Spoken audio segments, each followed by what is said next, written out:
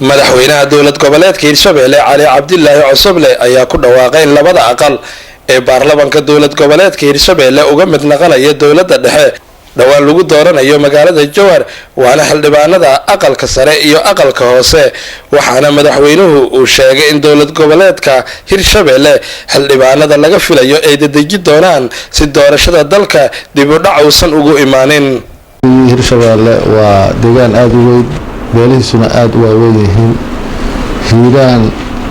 oo ka soo jeeda 8 gobol wax badan ay u cabanayeen inay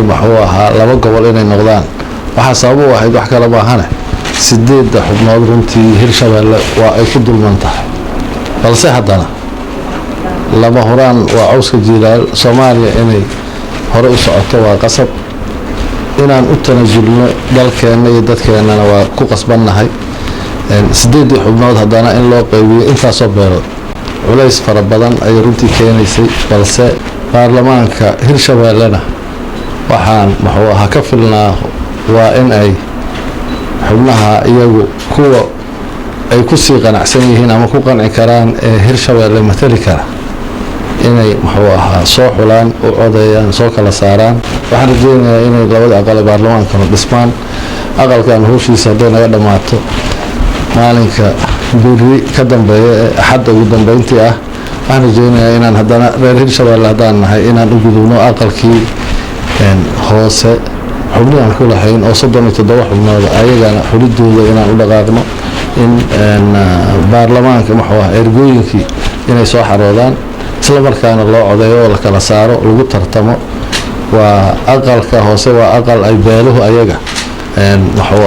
xulanayaan ergooyinkii sida aan ogahay badankooda waa soo xaroodeen waxa sugnaaba waxa waaye marka inaan howlaha ka gudubno si aan ugu jeesano dhismihii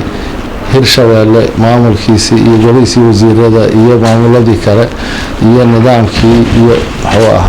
adeegyadii looga baahnaa dowladda inay fulisana aan ugu dhaqaaqno sidaan u fulin lahayn ayaan rajeynaynaa. dowlad goboleedka Hirshabelle oo ah dowlad goboleed muddo kooban jirta waxaana looga fadhiyaa in Hirshabelle ay la jaan qaado dowlad goboleedyo ka facweyn oo muddo soo jiray. Ismaaciil Cabdulle Sabriye Universal TV